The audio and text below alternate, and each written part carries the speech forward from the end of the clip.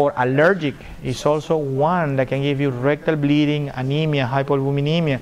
Over the long run, you can have an allergy. You change it, and then they do better. But in patients with tendency to Crohn's ulcerative colitis, then when the damage of the barrier start happening, then they can develop more chances to have both. So not only you have to treat it as ulcerative colitis, you also have to change the diet. And Hirschsprung disease in little kids, we know about that. And then once you release the colon, they do better. But you have to really formally make the diagnosis.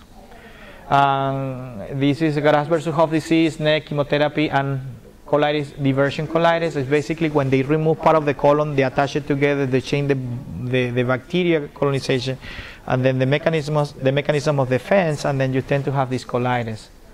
Usually you treat it with the same thing when you treat the ulcerative colitis. How you approach a patient with ulcerative colitis? Basically simple, right? Nothing really magic. There is no, you don't do anything different, right? So basically you have a kid having belly pain, you have a little bit of rectal bleeding, you do a CBC, look for chronicities, anemia, thrombocytosis, ESR elevation, and then CRP, more acute inflammation. Stool studies, culture, C. diff, leukocyte or white blood cells, and calprotectin. Does somebody know what is calprotectin? Calprotectin, if you see blood, you have colitis, right? But when you don't see blood, then we have a way to look into that. And one way will be leukocyte. If you tend to see leukocyte, you tend to see this is an infection or an inflammation. Usually say word inflammation, not infection, inflammation. Is this chronic or this is acute? If this is acute, you say more infection, but if it's chronic, then you say this is inflammation. Sometimes even we look into that, you send it, they don't report it, so it's kind of hard to find. But if you don't find it, you send for calprotectin. Okay? Calprotectin is just an enzyme coming from the white blood cell. Very specific. And then if you have a patient that have Crohn's disease, ulcerative colitis, no symptom whatsoever, and then you suspect it and nothing is coming, everything is negative, CBC is normal, albumin is normal, CRP, ESR, everything is normal, but you do a calprotectin, usually you pick it up in the thousands. Even though no blood, nothing.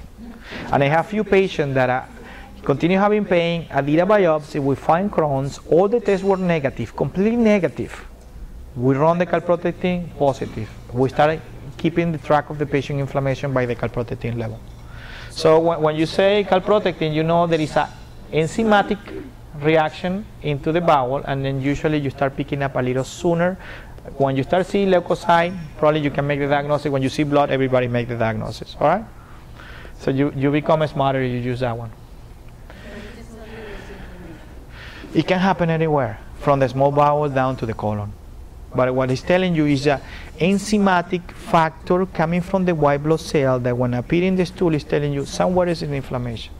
And usually, if you see my report, I usually send them for little babies too. There are babies that are kind of hard to differentiate if this is allergic colitis or this is just they're overfeeding. And then occasionally I send calprotectin and occult blood. Usually the occult blood come back negative, but when you say the calprotectin usually come back over 50, 100, you know there is a little inflammation. Then you change the formula, they do better. This test is just a simple test, stool test, it's $500. Okay, and then probably Medicaid have a better cut, and then basically they get it for cheaper.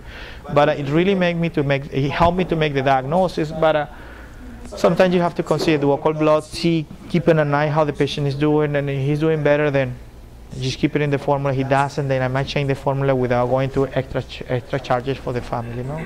But it's something to consider as a part of your arsenal to evaluate or treating not only Crohn's, ulcerative colitis, but other diseases too. And also we use it when there is a small bowel transplant patient too. You don't find it when there is a rotavirus. All right, there is serology. Serology, we don't want to suggest to do this right away. When you have serology, it's because you are making the diagnosis. You already know it's a chronic colitis. What kind of colitis is it? Okay, ulcerative colitis and Crohn's colitis, usually you send IVD-7. That was new. Now there is a newer. There is a IVD-7 prognostic test. And when you send that, they tell you Pianca is associated to ulcerative colitis and ASCA is associated to Crohn's disease, but they give you the node, they give you the specific pattern of the disease that they may have, and they tell you these patients have fistulizing disease or will have fistulizing disease, stenotic disease, and for us making the diagnosis will push us to go more severe immunosuppressed, like a Remicade or infliximab at the beginning instead of playing with Pentasa, playing with steroid, playing with 6MP, and then we just go there because you're going to have a more severe disease.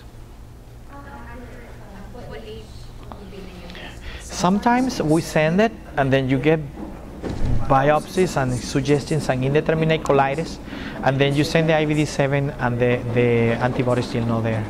And then you wait 2 years and you send them and they're positive.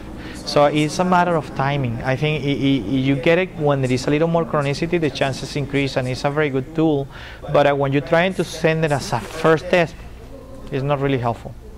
It's helpful once you make the diagnosis and you're trying to differentiate what type of colitis. When you're trying the intermediate colitis type of thing, is when you start considering sending the test. They say that it's around $400, but you use the prognosis test, you check it out. If they don't have a pattern, they don't send it, but if they check it out, if you have the pattern, they send the no test or the no testing, and then they charge is a combined. Everybody is like a 400, but if they do a combined, they go a little, like a 30% less. So it's something to consider there when you have these specific symptoms, all right?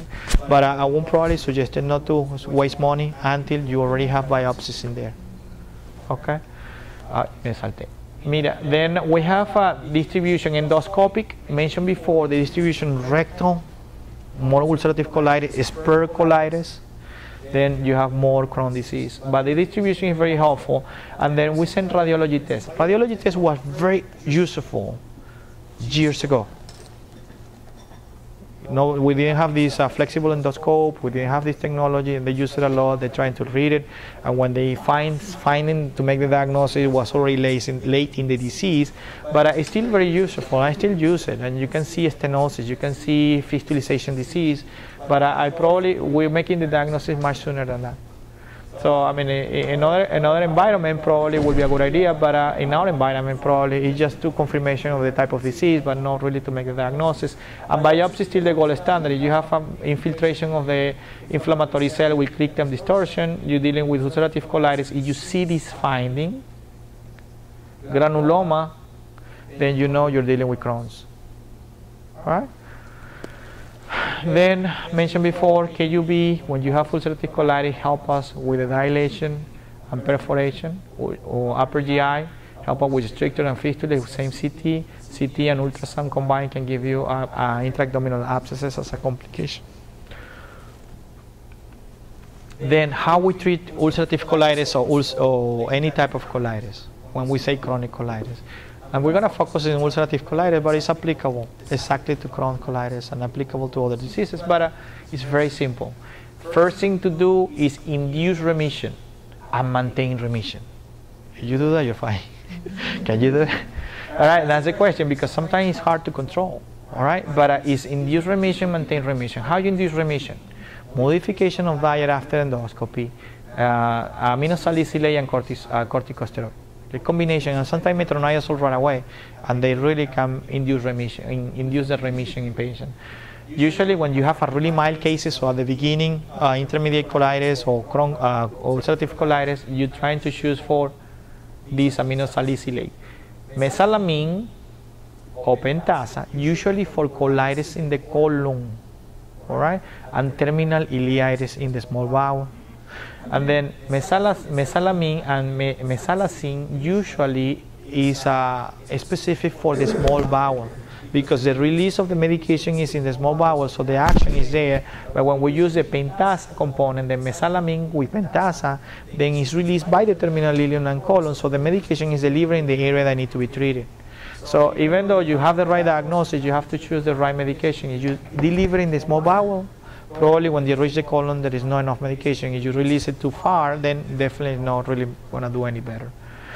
Then corticosteroid, fantastic medication. You use it, the inflammation go away very quick. Very simple to treat. And then the dose is the same thing that you use probably for asthma, 1 to 2 milligrams per kilo per day, a maximum of 40. And then you keep it for 2 to 4 weeks. After that, you start weaning